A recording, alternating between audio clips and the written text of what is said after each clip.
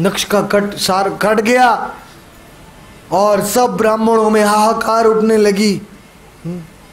और वीरभद्र ने दक्ष का माथा पकड़ के जो यज्ञ की आहुति के दक्षिण भाग में डाल दिया यज्ञ में, और दक्ष के यज्ञ को नाश करके वापस महादेव के पास पहुँचे। और जानबूझ के भगवान विष्णु और ब्रह्मा इस यज्ञ में नहीं आए थे, क्योंकि पहले से वो जानते थे कि ये होने वाला है, इसलिए वो इस यज्ञ में आए ही नहीं थे। बाद में देवताओं के पास से ये वचन सुन के ब्रह्मा जी आए। ब्रह्मा जी ने ज्ञान बताया, बोला कि महादेव जी इतने शक्तिशाली हैं कि उनकी इच्छा से अनंत लोक संहार हो सकता है, इसलिए महादेव का कभी अपमान नहीं करना चाहिए। तो सब देवताओं को, ऋषि मुनियों को लेके महादेव के पास कैलाश में गए और महादेव का स्तुति किया। कैलाश में सौगंधित नाम का वन है, उसके आगे अलकापुरी है और उसके आगे कुबेर का पर्वत है। कुबेर का ये राज्य है कैलाश। ये जो कैलाश मानसरोवर है चाइना में, ये असली कैलाश नहीं है। असली कैलाश तो ब्रह्मलोक के भी परे है। शिव धाम, महेश धाम, देवी धाम के बाद शिव धाम आता है, शिव धाम के बाद विष्णु धाम आता है। ये तो कैलाश का प्रतिबिंब है मात्र इस पृथ्वी पे। तो ये कैलाश धाम में देवताओं ने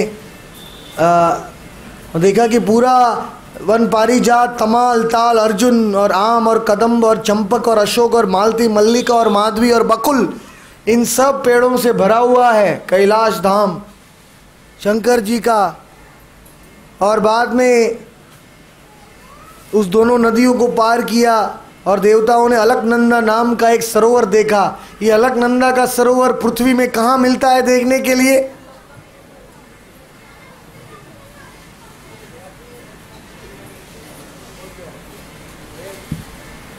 सरोवर, वो तो नदी है। अलकनंदा का सरोवर शंकर जी को बहुत प्रिय है और शिव और पार्वती उस सरोवर के निकट में हमेशा रहती हैं। उसमें एक विशाल वटका वृक्ष है जो 100 योजन ऊंचा है। 100 योजन मतलब कितना हुआ? 800 माइल ऊंचा है। ये अलकनंदा का सरोवर अगर आपको दर्शन करना है तो आपको नवद्वीप धाम जाना पड़ेगा। बोलो नवद्वीप धाम की। नवद्वीप धाम में नित्य वास करते हैं शंकर जी गोद्रुम द्वीप में हरिहर भगवान के रूप में। हरिहर भगवान किसने देखे हैं? हाथ ऊपर कीजिए।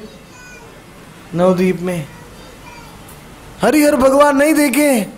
आपका आधा जीवन चला गया।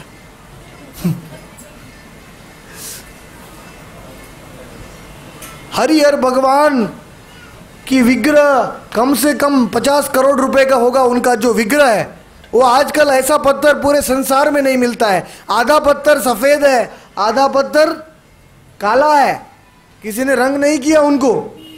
चोर लोग हरिहर भगवान को उठा के भागने लगे। थोड़ी देर भागे तो हरिहर भगवान इतने भारी हो गए आग कि चोर ने रख दिया। दूसरे दिन सुबह वापस आ गए हरिहर भगवान। वो नवद्वीप में उनका नित्यवास। जो हरिहर क्षेत्र में जाता है उसको वाराणसी में 1000 बार जाने का फल मिलता है,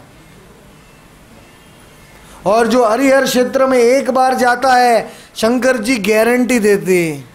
क्या गारंटी देते हैं? कि जो अलकनंदा, वहाँ हरिहर भगवान के बाजू में अलकनंदा का बहुत सुंदर सरोवर है, वहाँ हरिहर भगवान रोज पार्वती के साथ विहार करने जाते हैं। नित्यानंद प्रभु जब वहाँ गए तो हरिहर भगवान ने, नित्यानंद पार्वती ने कुकिंग करके अलकनंदा का पानी पिलाया और नित्यानंद प्रभु को सुंदर सुंदर भोग खिलाया हरिहर क्षेत्र में। तो उस स्थान में शंकर जी प्रॉमिस देते हैं कि जो भी हरिहर क्षेत्र में आएगा वो जीव विट्ठलवाड़ी में मरेगा या अकोला में मरेगा या जलगांव में मरेगा या मुंबई में मरेगा, लेकिन मरने के समय में मैं आ जाऊंगा और उसके कान में जोर से कहूंगा, गौरांग।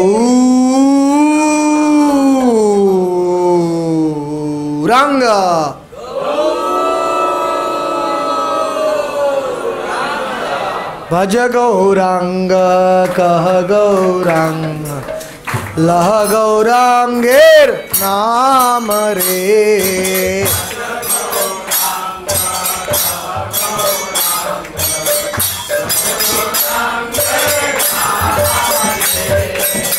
भज गौरांग कह गौरांग, लह गौरांगेर नाम रे।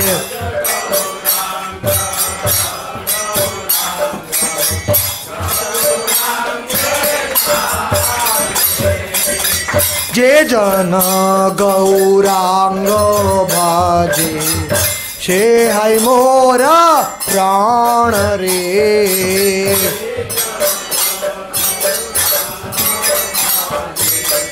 हे है आमार प्राण। भज गौरांग कह गौरांग, लह गौरांगेर नाम रे।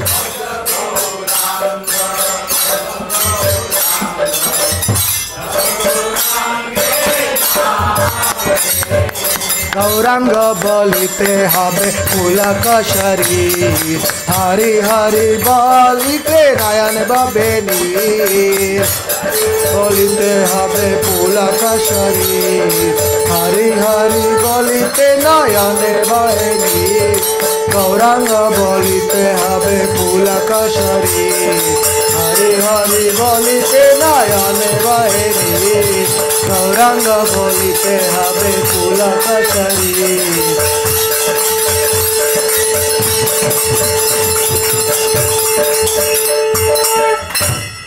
मुझे डर लगता है कि मैं ज्यादा गौरांग का नाम दूंगा तो यहाँ ही बेहोश हो जाऊंगा, तो कथा बंद करनी पड़ेगी, इसलिए मैंने बंद कर दिया कीर्तन। क्योंकि गौरांग का नाम लेते हैं तो भाव आता है। गौरांग बोलिते हवे पुलक शरीर,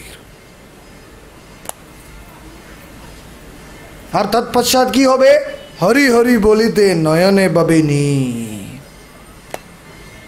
पर जय जन गौरांगेर नाम ना लईबे, सही जनेर हरि हरि नामे ते नीर ना भाव नहीं आए। जो जन गौरांग का नाम नहीं लेंगे वो हरि हरि बोल के कभी नहीं रो सकते, वो भाव ही नहीं आएगा। हृदय कठोर है।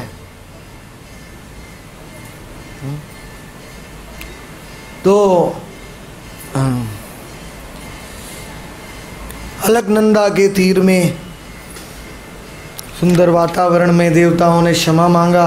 शंकर जी एक सुंदर हिरण की चमड़ी के ऊपर बैठे थे। कुबेर, नारद आदि 4 कुमार उनके सानिध्य में बैठे हुए थे।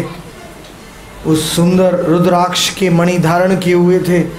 देवता लोगों ने, ब्रह्मा जी ने प्रणाम किया। ब्रह्मा जी ने शंकर जी को प्रार्थना किया और उसके बाद में कई प्रार्थनाओं के बाद में ब्रह्मा ने कहा कि दक्ष को वापस जीवन दीजिए, उसने आपके प्रति जो अपराध किया है उसको बहुत भुगत लिया है।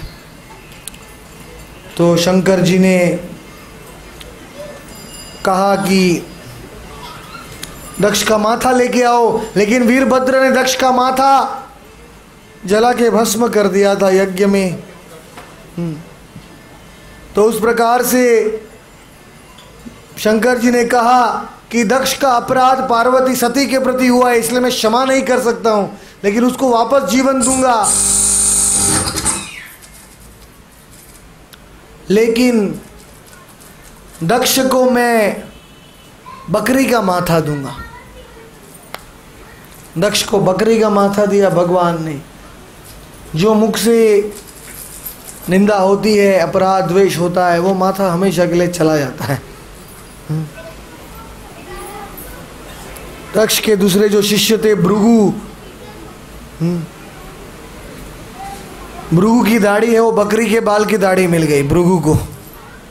और जो पुष्प आदि जो जिन्होंने हंसे थे भगवान के ऊपर, उनको दांत ऐसे मिले कि उनको खाली चने का आटा का वो बना के, मैदा बना के खाना पड़ा, और कुछ नहीं खा सकते थे उन लोग जीवन भर, जिन्होंने शंकर जी का अपराध किया था। तो इस प्रकार से शंकर जी ने उनको क्षमा किया। फिर भगवान उस यज्ञ में प्रकट हुए, गरुड़ के ऊपर बैठ के साक्षात नारायण जी उस यज्ञ में प्रकट हुए, और सब ऋषि मुनियों ने प्रार्थना किया, महादेव ने भी प्रार्थना किया कि हे मेरा मन और मेरी चेतना आप में लगी रहे। इस प्रकार से मैत्रेय ने विदुर को जो ये उपदेश दिया है,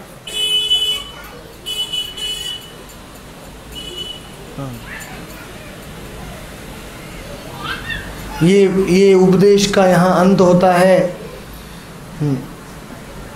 और हम अभी चौथे स्कंद में बालक ध्रुव की कथा में जाते। बोलो ध्रुव महाराज की जय। तो 4 कुमार नारद, ऋभु, हंस, अरुणी, यति आदि ब्रह्मा के पुत्र सब नैष्टिक ब्रह्मचारी होते, लेकिन उत्तानपाद ब्रह्मा का पुत्र था। उसकी 2 पत्नियां थी, सुरुचि और सुनीति।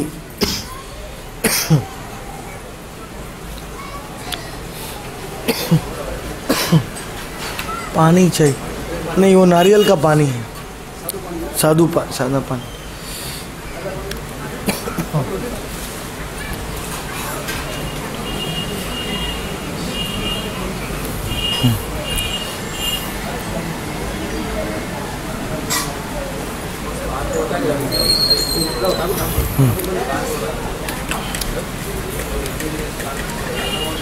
तो सुरुचि का पुत्र था उत्तम, और सुनीति की कथा आपको पता होगी, मैं ज़्यादा विस्तार में नहीं बताऊंगा। सुनीति का पुत्र था ध्रुव, और ध्रुव अपने पिता उत्तानपाद की गोदी में बैठने गया तो सुरुचि ने कहा कि तुमको पिता की गोदी में तब बैठ सकते हो जब मेरे पेट से जन्म होगा तुम्हारा, तब तुम बैठ सकते हो। तो ध्रुव क्षत्रिय था, उसको गुस्सा आया, अपने ओंठ को दबाया, जमीन में रोने लगा, गुस्से से अपनी माँ के पास गया, सुनीति के पास। वो तो दासी थी महल में, पिताजी उसको ज़्यादा ध्यान नहीं देते थे। उत्तानपाद बोला कि मैं क्या कर सकती हूँ ध्रुव, मैं तो दासी जैसी हूँ यहाँ, तुमको अगर एक ही व्यक्ति मदद कर सकता है, वो कौन है? साक्षात भगवान नारायण तुम्हें मदद कर सकते, उनके पास जाओ। 5 साल की उम्र में ये माता है, ये पिता है जो अपने संतानों को भगवान की भक्ति देते हैं बचपन से। कौमारेत आचरित प्राज्ञो धर्मान भागवतानि। आजकल तो बच्चे भक्ति करते तो माता पिता बोलते अरे क्यों एबनॉर्मल हो गया है, ये पागल हो गया है, ये टीवी क्यों नहीं देखता है, खराब काम क्यों नहीं कर, मतलब बाकी के टाइम वेस्ट क्यों नहीं करता है। तो माता पिता के ज्ञान मतलब मन बुद्धि में कोई ज्ञान नहीं है, बच्चे को केवल ऐसा अंधकारमय जीवन देते हैं, वो जन्म से ऐसे खेल खिलौने दे देते हैं, पूरा जीवन भर मतलब वो पूरा समय उसमें बर्बाद, वीडियो गेम, खेल खिलौने, टीवी बालक को।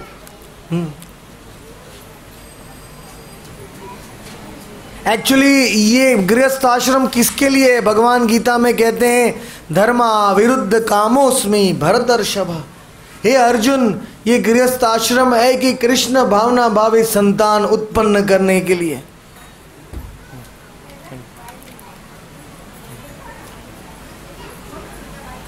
लेकिन माता कोई कंट्रोल नहीं करते हैं संतान को। प्रभुपाद जी कहते थे कि 1 से 5 वर्ष तक पिता और माता को अपने संतान को सब कुछ देना चाहिए, खुश रखना चाहिए, लेकिन 5 साल से 15 साल तक उसको स्ट्रिक्ट रखना चाहिए, और 15 साल के बाद उसका मित्र बन जाना चाहिए। लेकिन 5 से 15 साल तक वो जो मांगता है वो नहीं देना चाहिए। 1 से 5 साल तक बहुत उसको प्रेम कीजिए, तो और संतान को कृष्ण भक्ति में उत्पन्न कीजिए, नहीं तो फिर गृहस्थ आश्रम का क्या लक्ष्य है। मैं जानता हूँ ये सबसे मुश्किल कार्य है आजकल के हमके संतानों को कृष्ण की भक्ति में बड़े करना सबसे मुश्किल है। जैसे स्कूल में जाते हैं उनको खराब आदत गिर जाती है, जो भी हमने भक्ति सिखाई है सब खत्म हो जाती। और कॉलेज में जाते हैं तो आजकल की कॉलेजों में तो क्या क्या होता है।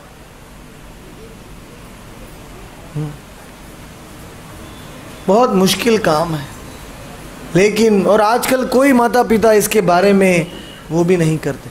लेकिन सुनीति ने अपने पुत्र को कह दिया, 5 साल का था, सुनीति को डर नहीं लगा कि ध्रुव मुझे छोड़ के चला जाएगा। बोल दिया जाओ नारायण के पास। एक्चुअली सुनीति ने ध्रुव को भेज दिया जंगल में 5 साल की आयु में। ऐसी कौन माँ है इस कलयुग में, है क्या कोई? कोई नहीं हो सकती। जाओ नारायण को ढूंढो। तो ध्रुव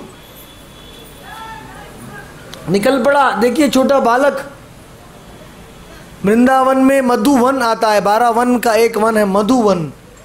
इसमें कृष्ण कुंड है, देखा था आपने कृष्ण कुंड। भगवान उसमें गाय चराते हैं, रिम श्रिम लिम नीति नीरी नीरी तीरी तीरी चू चू चू करके भगवान गाय चराते हैं, गायों को वहाँ चराते हैं। कृष्ण कुंड का एक श्लोक है।